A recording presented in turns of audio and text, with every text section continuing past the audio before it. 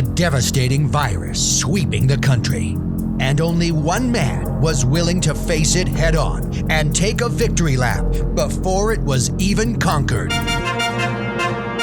Governor Andrew Cuomo, author of the immensely popular SAFE Act and a bill that named a bridge after his dad, has now penned a masterpiece of speculative nonfiction, American Crisis, Leadership Lessons from the COVID-19 Pandemic, number 7 on the Amazon Public Affairs and Policy charts.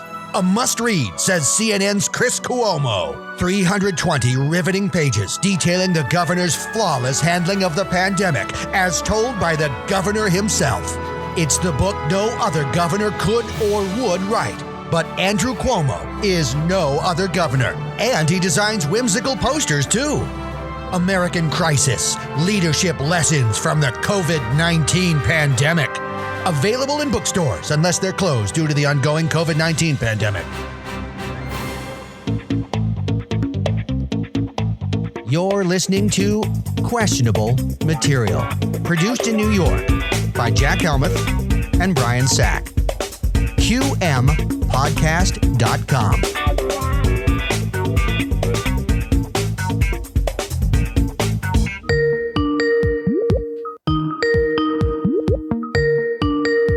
Batshit Crazy Police Department. Hi, I'd like to report a ghost. A ghost? Mm-hmm. Well, sure, you've called the right place. So there's a ghost of a cat living inside my my sternum. Okay. And it keeps making noise at night. Ooh, that's a bad one. It's a real bad one. So I was wondering if you could send over, how many officers do you have? Do you have any tanks? Well, that's not what we're going to do, and I'll tell you what we're going to do. Please do. We are going to send you overnight a box of tangerines. Okay. Because a lot of times the cat sternum thing turns out to be a pirate. No. It does. No. Yes, it does. I knew it.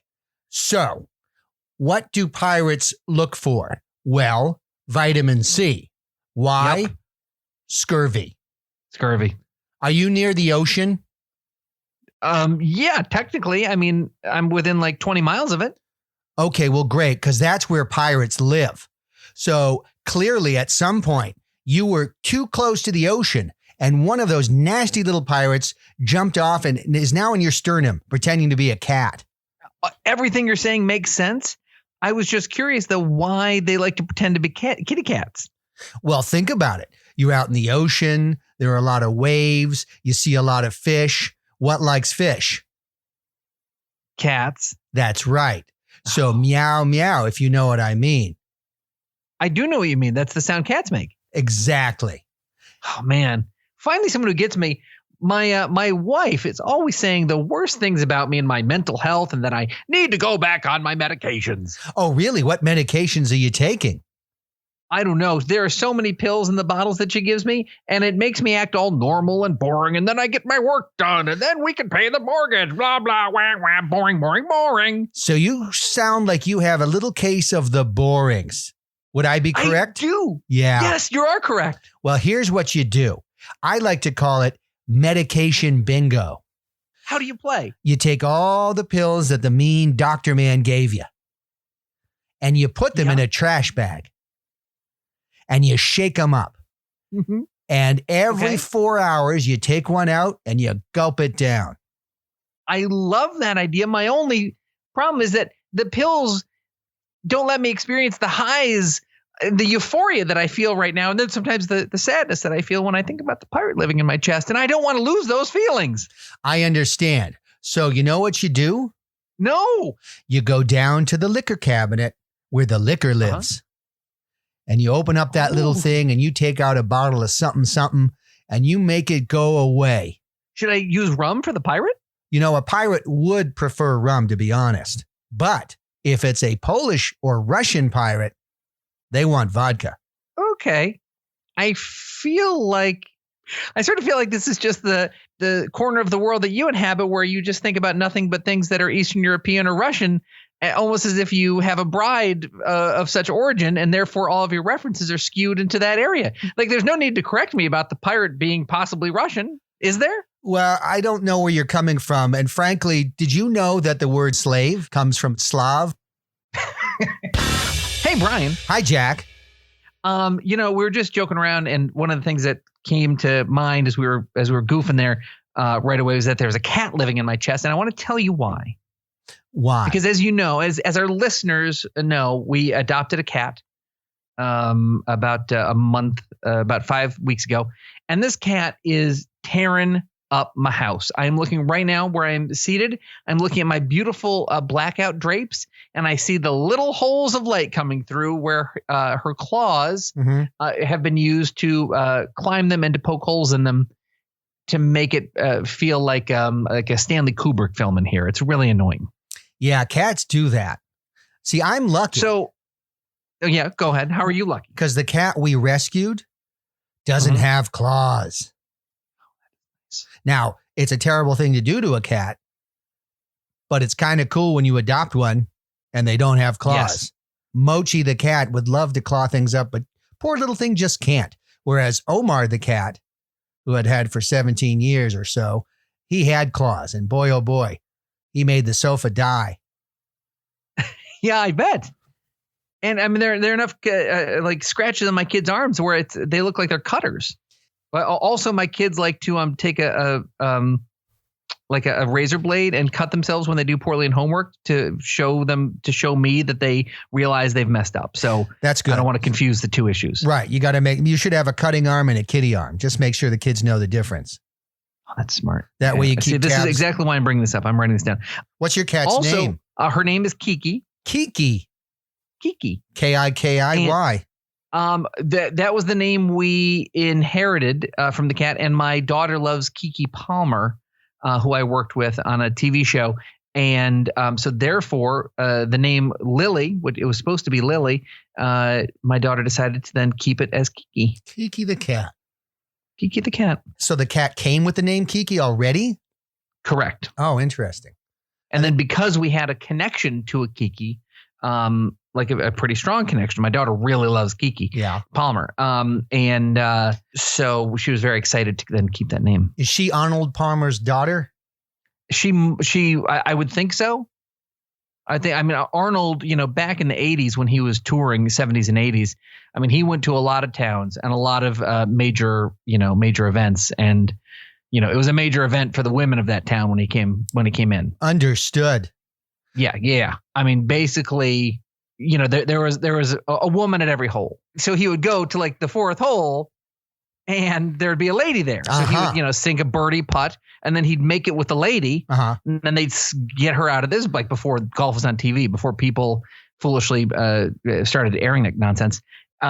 He would lay with a lady on the fourth tee. And then, 9 months later, Now, I'm not a golf doer, but I know you have hole in one when you get it in on the first try. You have an eagle if you get it in after one? Maybe. Bogey, I think. Isn't eagle like a number if you're 2 under par? Maybe. Isn't a birdie 1 under par and an eagle is 2 under par? Quite possibly. And then a bogey is something else. But what do you call it? Above par. What's it called when you lay with the lady on the golf course? That's called a golden dragon. Golden dragon. Yes. So on every hole, you'd like to say that you birdied the hole and you got a golden dragon. Wow, I got to play golf now. I used to think it was boring, but now it seems kind of cool. No, it is when you're Arnold Palmer in the 70s. Oh, I haven't. So when we adopted our cat, its name was Meep Meep. Meep Meep. And I thought that was so stupid that we renamed it. Sure. Meep Meep became Omar? No, Meep Meep became Mochi. Mochi. Because Omar became dead. Okay, so Meep Meep became Mochi, right? Yes, right. Because Meep Meep, absurd. Yeah. Mochi, a completely logical name. Japanese ice cream snack. Delicious. Oh my God. Konnichiwa. You sure are cultured. Son wanted to call it. He called the shots. He named that cat. I just said, I'm not going to call that thing Meep Meep. Yeah. Doesn't even flow. Meep. That's really funny. It's possible. That's just a Roadrunner sound effect, isn't it? Yeah, that's probably some weird Roadrunner reference, or the old lady who had the cat was just nuts. That's very possible. So when we adopted the cat, we adopted her from Connecticut, drove her home. So we'd had her for 45 minutes only in a car. We got her to the front steps of our house. A dog barked. She leapt out of our bed and raced into a neighbor's yard and disappeared, and we lost her. Gone. For how long? The entire neighborhood was looking for about 48 hours. There was no way we're getting this cat. We laid out traps. Did you use the glue traps? Yeah. You know, we got her, a couple of mice. We got a 4-year-old neighbor's girl. Oh, really? She had been caught there for at least 24 hours. She was dispirited, let's just say. Imagine that. Yeah, it was a big glue trap, the size of a swimming pool tarp. Oh, my goodness. Yeah, so we caught a lot of things we did not want. A lot of we caught like collateral damage, as we say in the glue trap business. How's business going for you, by the way? The glue trap business? Yeah. Pretty good. Okay. You know, what was it that made you sort of want to go into glue trapping? I like the idea of somebody or something just getting stuck and not being able to move, and then trying to rectify this situation, and then getting even more stuck. And then at some point having half their face pressed against it, and their breathing is greatly reduced, and they're just slowly suffering until somebody comes along and either stomps on them or beats them to death with a baseball bat, depending on the size. And that just appealed to me. And I had grown up in a family of trappers. Yep, I know that. My great-grandfather, he used to trap, what do you call it? Native Americans. He would set little traps. They looked like beaver traps. Sure. And so the Native Americans would try to steal the beavers from us before we got to the trap. So what he designed was it looked like a beaver trap, but it was actually a human trap. And so That's they would smart. reach over to get the beaver, and next thing you know, they're suspended from a tree. Yep. So that was my great-grandfather. I lost track. But look, people can complain all they want about genocide, but like at some point, you know, you just got to be smarter than the other guy. Exactly. And my grandfather was a furrier. So he dressed up in like costumes to have sex? Not to have sex, to lure other furries into his shop. Oh, okay. Where he would then turn them into beautiful coats that looked like unicorns or other animals. Wow. What an interesting family history you have. Yeah. So that was your grandfather. And what did your dad do in the business?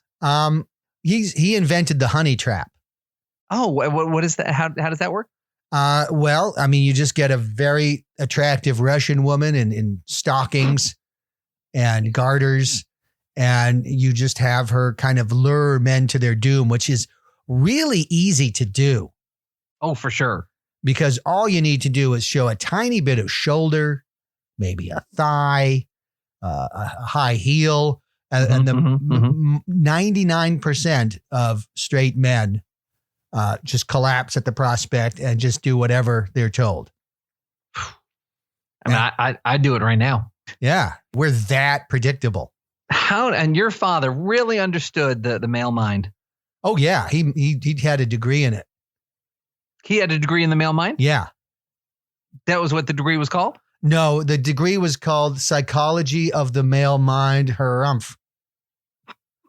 From what university? You know what I'm talking about, university. That was a big school in the 50s, maybe? Because I don't know that as well as I do like a Notre Dame or a Syracuse. Yeah, no, they changed their name, but you know what I'm talking about. University was like, it was a very straightforward university. They specialize in illiberal arts degrees. Oh, that's so interesting. Yeah. So, and like, what are some of their fields that they were really known for back in the day? Shut up with that nonsense. Man, I wish the school was around now. What else? You betcha. And how's them apples? That's weird. A lot of the degrees didn't have any practical applications, much like many degrees these days. Of course. But it was a way for colleges to attract prospective students. Well, that's great. A good illiberal education like that is golden. I think that's how we got so many of our so many of the greatest generation. Yes. The greatest generation. The greatest. They're the greatest. They really are. I mean, I know they will say that about us once, there's probably 40 more years perspective where they can sort of see, the podcasting genre and everything. So I look forward to sort of as the sun sets on my life, sort of being called that by the future generation. Speaking of, what is your generation? What do you call? I think I'm Gen X. See, I'm Gen X too. I'm right at the cusp. I'm not a boomer. I've been accused of being a boomer by young kids on the internet, on the Twitter. Mm-hmm. I've been told that the okay boomer and shut up boomer and F you boomer, but I'm not a boomer. No. I mean, you have a savings account, which is why I understand the fact that they would be confused. Right. I do have boomer looking hair, I guess. Yeah, you do. Yep. And so that's why I get miscategorized, which is very unfair. It's even worse than misgendering somebody, miscategorizing somebody from boomer to Gen X or vice versa. No, it's a heinous thing to do. It's wearing blackface, but worse. It is literally violence. Literally violence. Violence is being done to you. I am going to form the Anti-Violence Brigade, Jack. The AVB. What sort of things are you going to do on the AVB? I'd like to be vice president or secretary or treasurer. Treasurer. We're going to fight violence by beating the crap out of people. Where's the first meeting and what are we going to do? We're going to start off. We need to build up our chops. Okay. So there's an old folks home and a few of the people are left. Most of them were killed by Cuomo's mandate that people with COVID go back to their old folks home. But there are some left. Okay. And we are just. It might be too strong. It makes me nervous, but go ahead. Well, we have walker trippers. Oh, good. They're like little cables that just kind of lay right above where the tennis balls are on the bottom of the walker. Yes, I know them well. And they will trip those people up. And as soon as they fall face forward or backwards, that's when our 6 to 10 people clad in bicycle helmets and Teflon pans will assault. Oh, that's really great. It seems like important practice work to get in. Yeah. You build up those muscles. You don't get buff on day one. It takes 2 or 3 days. So Brian, yes. Can we just get back to sharing with you my cat problem? Yeah, cat problem. With the curtains and everything. Yeah. And I know you're really good at domesticating animals. Yes. And I was wondering if you'd sort of talk me through if you could just give us some tips to, make cats and dogs more docile, let them know the rules, just really how to train an animal that may be a rescue or maybe a little bit wild. Absolutely. So, yeah, let's deal with cats. Okay, please. So it's a young cat. It's very energetic. Yep. It's got new claws and it wants to test them out. Well, where's it going to test them out? Obviously, your drapes, your sofa, any chairs, any carpet. So you want to discourage them. Mm-hmm. And at the same time, you want to give them a place that's their own place where they can shred to their heart's content. That's why you then provide a special place for her to do her thing. So what you do is you walk in, you got 2 kids, right? You walk in, whichever is the lesser, you walk into his or her room and you say, okay, you're living with your brother now. This is the catatorium. She moves all her crap out and that's where you get to work. You cover the wall in burlap sacks. Okay. You drill holes in the wall on the floor. Okay. Okay. And you go to the pet store and you get some mice.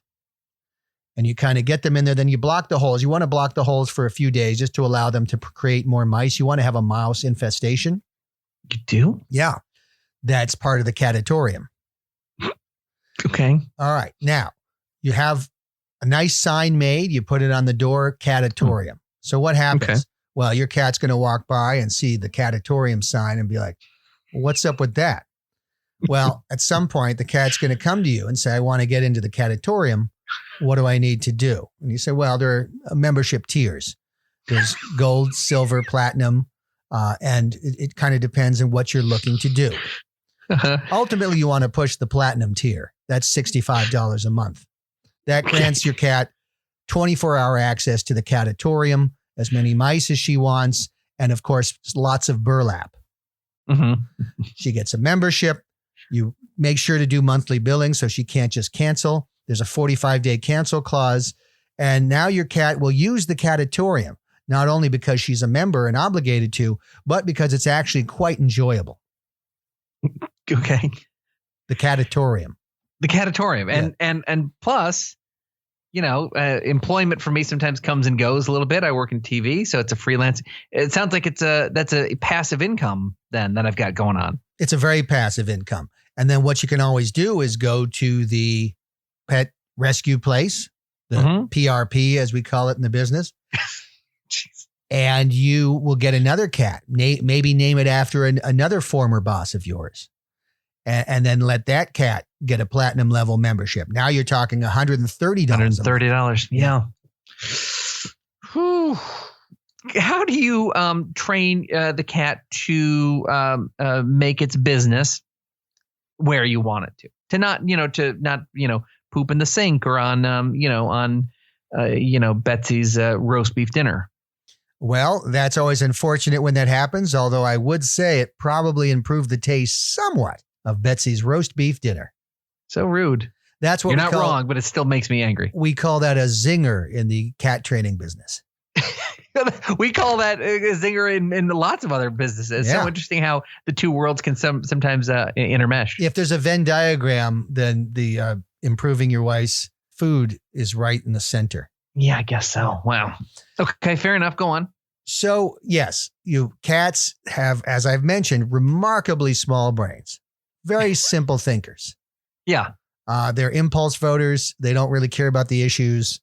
They will whatever knob looks more appealing to them gets flipped. And that's why Dobbs Ferry has a libertarian mayor. But so could you, okay. So, all right. So yeah. So the small brains, go on. Again, cats learn by observing. So here's what you do.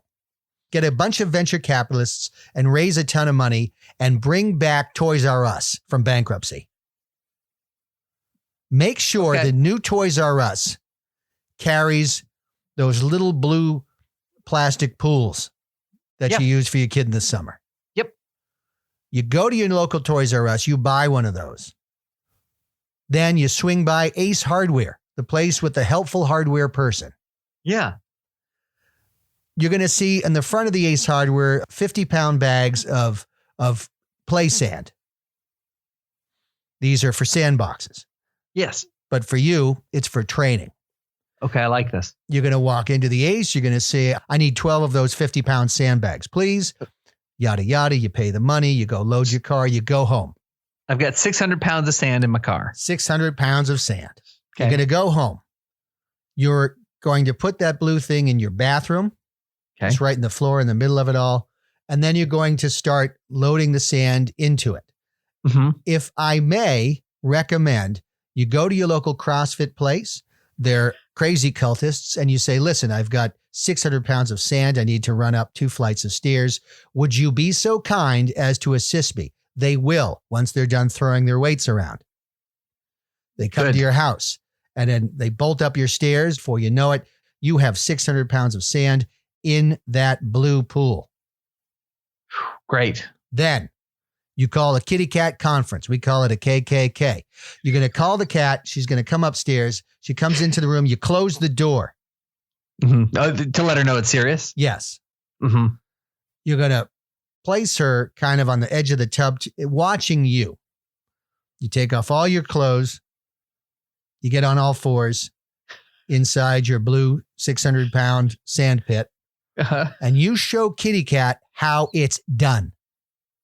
Mm-hmm.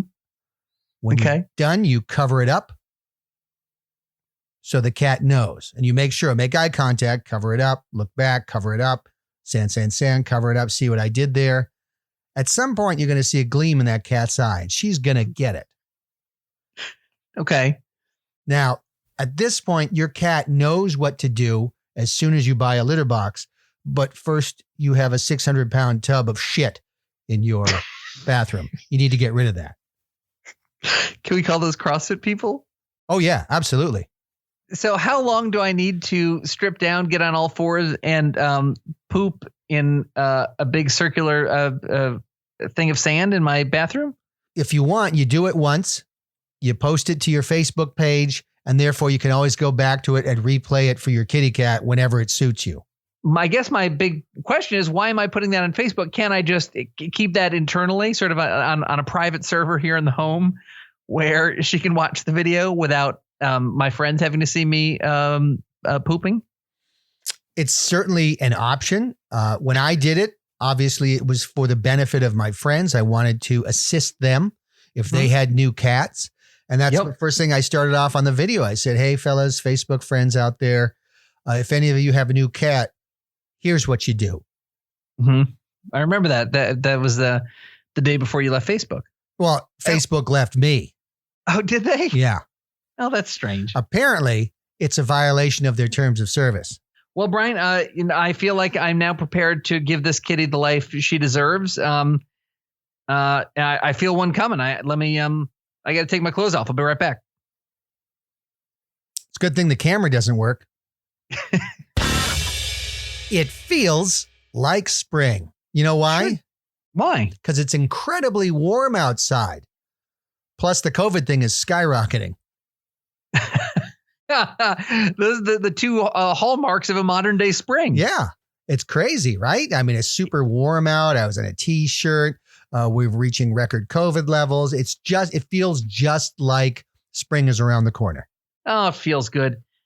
Now, don't tell me what happened because I TiVoed it, but the election was last week. Oh, yeah. As soon as I finish The Wire and Deadwood, I can't wait to see what happens. You're not going to miss anything. It'll still be going on. Now, but I did see one story snuck through my feed that, that AOC, Alexandria Ocasio-Cortez? Of course I know her. So she put up an interesting post on social media asking her followers to put together their dream cabinet. Yes. I thought that was an interesting thing for them to say. That got me thinking. If AOC sort of gets her ways, and if Joe Biden is the president and becomes sort of the liberal, the super leftist, liberal progressive puppet that some of his critics claim he will be. Now, I don't necessarily buy that, but if that is what happened, I was wondering, can you tell us how life is going to change just to everyday Americans like you and me? How will schooling change around here? Well, first of all, there would be a push towards equity. Okay. Equity meaning equality of outcomes. Okay. So one thing that's not fair is different grades. Some people get A's, some people get B's, some people C's, D's, F's. Not fair. Not fair. Not equitable. Goodbye grades. That's smart. Some schools have programs for quote unquote gifted and talented students. Not fair. Yes. Goodbye G&T programs. Okay, good. Some kids have to take the bus to school. Others have to walk. Others get driven. Yeah, it's all over the place. Some ride their bikes to school. Not fair. Yeah. Everybody walks. Oh, God. I mean, for some people, it's a real necessity. School can be, many, many miles away. Not fair. Everyone lives in a giant school tower.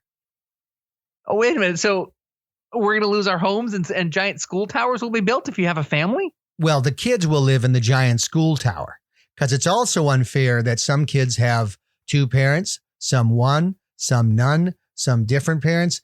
Not fair. School tower. Okay, so what will this mean for kids? What happens inside the school tower? How do I see my kids? Zoom. Okay, I can live with that. You'll Zoom them in the morning. You can Zoom them at lunchtime and Zoom them before bed. Just bedtime works. Okay, so great. Okay, but what happens inside the school tower? What is life like inside this school tower of equity? Well, life inside the school tower is as you would expect. They are getting learned.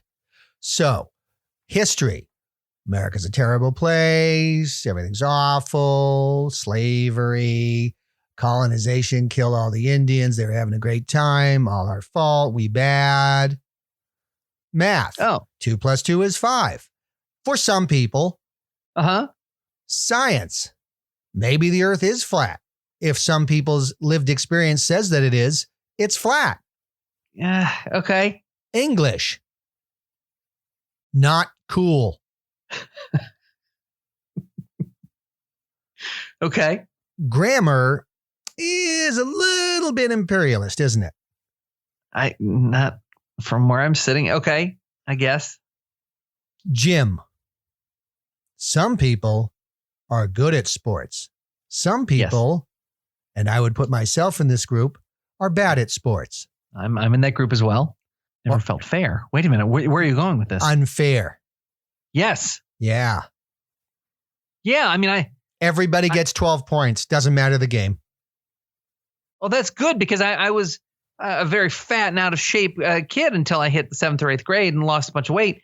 And I always thought that it wasn't fair that these guys kept running in circles around me. That's right. Like what sort of competition is this where the faster kid wins a race? Equality of outcomes would dictate that everybody wins the race. I like that. Okay. Shirts versus skins. Unfair. Everybody in shirts. But what if they're shirt disadvantaged children? Everybody naked. What if AOC has her ways and continues to pull the strings on desiccated corpse Joe Biden and we have a super progressive AOC dreamed transportation system? How am I going to get to and from work? What's to be expected? Isn't that the big question? Yeah. Well, the answer might surprise you. Okay. Murder fields. Murder fields? Murder fields.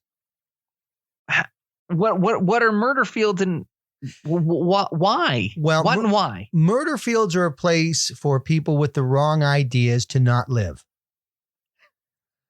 And they can visit the murder fields and stay there. Okay. That seems, it's one thing to, want to have a carbon tax. This seems like a little bit extreme. Like maybe this is one of those rumors that sometimes you hear about that aren't really true. How would a potential Biden administration that was a little bit too liberal change things over at the Pentagon, the military? One thing that wouldn't be tolerated is defense spending. Okay. Good night, Marine Corps. Good night, Army. Good night, Navy. Good night, Air Force. Don't need you. Hello, Anti-Racism Corps. Wait a minute. They a core of people? All these people just get transferred into a new branch of service? Yep, the ARC, the Anti-Racism Corps. And they're going to fight systemic racism wherever they see it, which is everywhere. Oh my gosh! Talk about the never-ending war. It's very easy because you can always create an enemy, and then smush them with tanks. No, that's the best thing when you have an enemy. If you have that at your disposal, may I recommend that is the way to go. Yes, smushing. Let's say I make like a slightly off-color joke, which we do on the show all the time. We are just being silly. But what would happen if the ARC listened to this podcast? Well, there's no room for humor when you're fighting systemic racism wherever you see it. Therefore, you would be qualified as an enemy of everything, an EOE. Now, an EOE can be attacked by the ARC ASAP. It's tough when you're an enemy of everything. Gosh, it just seems like life's going to be complicated now. Not for long. Oh, why is that? The murder fields. Yes, I forgot about those. So I saw a story today that I don't know if you saw it, probably not. Mike Tyson, in a very recent interview, said that he used a prosthetic penis filled with baby urine to pass drug tests back when he was a boxer. Huh. So he had what was called, and this is true, a Whizzinator. that he would keep in his pants, and when it was time to test for steroids or performance enhancing drugs, or I guess also what he's saying is also recreational drugs, especially for him, cocaine and marijuana. Okay. He could have a baby pee inside this prosthetic penis in his pants and pee out clean urine. And so he used his baby's urine after using either his wife or his girlfriend's urine for a while until she scared him into thinking, what if it turns out I'm pregnant? And then your urine test comes out saying that you're pregnant, and then they'll know it's a con. So he said his fix, in his wisdom, was to use baby pee. Collected by. That's a question for Mike. Get him on the show and ask him. Okay, then. But it just got me thinking. There's cheating seems to be on everyone's mind these days. What have you heard? What? What have you heard? Well, nothing. Nothing about you. Why? No reason. What are you? Are you want to tell me something? Nope. You were saying, sir. I was saying something about you cheating. What is it? What is it you want to? What is it you've done? No, I didn't. It was her idea. What was her idea? Who's she? What was her name? Prostituta. Yeah, I don't. That's. I don't know that, and I don't know who she is. Some woman named Prostituta, and she loved me, Jack. Oh, it's wonderful that you find love. I mean, it's interesting that you also have love with your wife, don't you? I do, yeah. So you're in love with your wife and this Prostituta girl? Well, now I need to make a decision, Jack. Oh, tell me. Before we get into the segment, tell us about your decision. What are the pros and cons here? Well, I mean, of each woman. Well, the pros is Prostituta is available whenever I'm interested. The cons are she's knocking on my door. Mm-hmm. So now you've told Prostituta where you live? I know that's rule number 1 in that profession. Is to not really tell them where you live. Right. And you leave the money on the table, and you don't say, I am giving you money for this act. You put it in an envelope. What they didn't tell me was the envelope should not be one of your pre-printed envelopes that has your name and address on it. Yeah. So, lesson learned. Okay, lesson learned. Okay. So that's a con, but you say the pro is that she's always available? If I have an envelope filled with cash. Okay, well that's pretty good. Now, what about your wife? Yeah. I want to help you make this decision. Yeah. What are the pros and cons there? She knows where I live already. And we've established I don't need to use the envelope anymore. I just leave the cash not on the table, but in the checking account, and it's all understood. That sounds good. That sounds comforting. That's great. But what are the cons then? The cons are Prostituta's outside pounding on my door. That's definitely a big con. But what about the con with your wife? The con with my wife is she is very loving, but hates the idea of a woman named Prostituta pounding on my outside door, stomping her high heels, and shouting something about great pregnancy. I'll be damned. So cheating, it seems to be on everyone's mind these days. Mm-hmm. It's in the news where people think that they were cheated out of their votes, or that the election was a big cheat. So cheating seems to be sort of in the news these days. And you wrote the book on cheating, isn't that right? I did. Yeah, and what was that? What was that called? Just so I can buy it. I'm going on Amazon right now. It's called "Get Away with It Like O.J. Dunn Did" by Brian. Right. Again, it's such a smart move not using your last name. Yeah. Okay. Yeah. Getting away with it. So I was wondering if you could tell us some different ways of getting away with it. Perfect. And cheating in different sort of scenarios. How do you cheat? Sort of like Mike Tyson did, maybe in a boxing ring or in a wrestling match, something along those lines of real physical sport. What's the best way to cheat to make sure you win in that? Well, yeah, any physical sport, Lance Armstrong type thing, Mike Tyson, whatever, wrestling, Macho Man Randy Savage, less Macho Man Bill Jenkins. You want to present, you want to deliver a hefty punch, right? Yeah, of course. So let's say I'm a boxer. Let's say I don't have a prosthetic penis. I don't have access to baby urine like so many people do. And I That's the baby urine desert that they talk about. Yeah, I live in a baby urine desert. Oh, sorry. But a CrossFit paradise. There's one on every corner. Go on. So what I want is my fist to deliver maximum impact when I punch. Well, how do I do that? Well, of course, I could spend the time and energy to build up my muscles. Can't take detectable steroids, but I can decrease the calcium levels of my opponent. Oh my gosh. How do I do that? Okay. Well, I don't know how. Well, let's say my opponent is Steve Smith. I go to Steve Smith's house. When he's sleeping, I let myself in. I go to his refrigerator. He's got gallons of milk. Milk has calcium. We don't like calcium. It's not our friend. So we empty out the milk jugs, fill them with water, and I add a little touch of whiteout. That turns the milk white. Steve Smith is now drinking what he believes is milk giving him calcium, and what I know is whiteout with water. And therefore, his bones will be a little more brittle. That's pretty complicated. Seems like a lot of things have to go right there. It's true. But there's another technique too. Okay. Is while you're in the house and you've just replaced the milk, you creep upstairs and you smash Steve Smith in the head with an iron.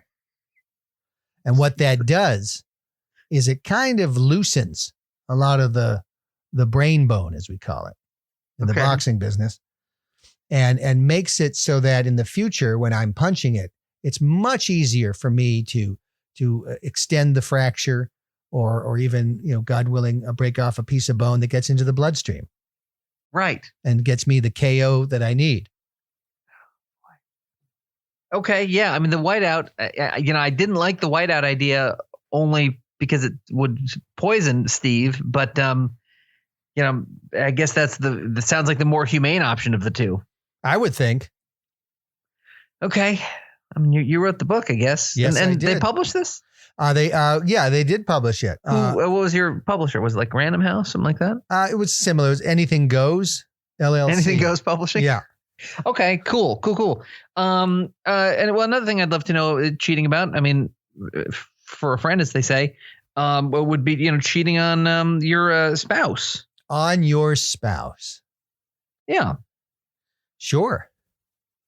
So, I guess the biggest obstacle is getting time away, right? To do the cheating. Exactly. Because when you disappear, I'd say that, sure. When you disappear in the middle of the night, a lady gets suspicious. And I learned this the hard way. And so I thought, okay, I need a way to disappear in the middle of the night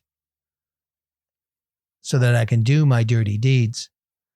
But I can't let my wife notice that I'm not there. So, right. What can you do? Well, I came up with a solution. I bought a lot of clay. Okay. And a blue pool from Toys R Us. I mean, it's still in business now. So you might as well put it to good use. Exactly.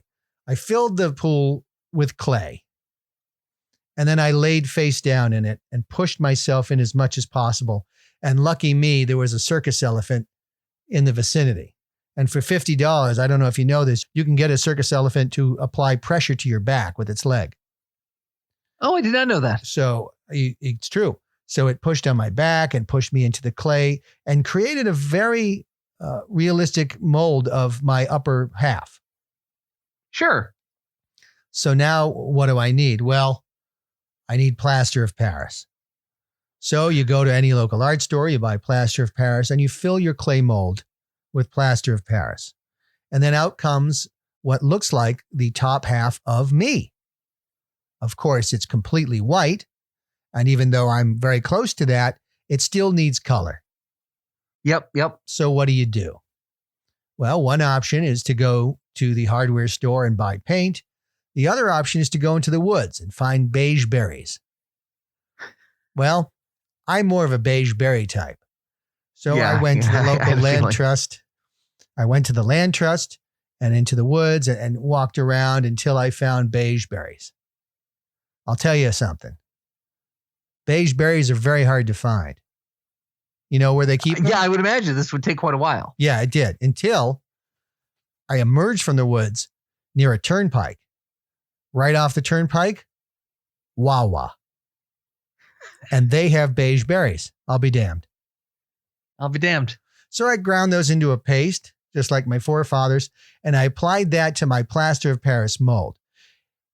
Eventually, I had what looked like me. Great. So what did I do? Well, I arranged my late night liaison. So what do you think I did? Correct. I can't imagine. Well, I got an Uber and I put my torso in it and had it driven to my mistress's house. I climbed back into bed with my wife and she was none the wiser. Meanwhile, your torso is off laying with your mistress. Exactly. Ooh.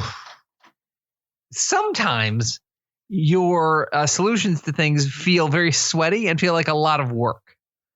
Well, you would think that. Yeah, I was maybe just looking for more of a way to a believable lie to tell your wife before you jet out of there. The whole time I was building the plaster of Paris me, I kept thinking it would be easier to come up with just a simple line. That's just not the way your brain works, I guess. No. Okay. Well, Brian, thanks, I guess, for this sort of information. Thank you. Have a wonderful week, I guess. You know what? I want you to have an even more wonderful week. How do I know this is you and not a mold of you? If it was just a mold, then it wouldn't have pants filled with baby urine. That was questionable material. Make sure to subscribe to the podcast. Make sure to review the podcast. Make sure to visit qmpodcast.com for episodes, show notes, and bonus material.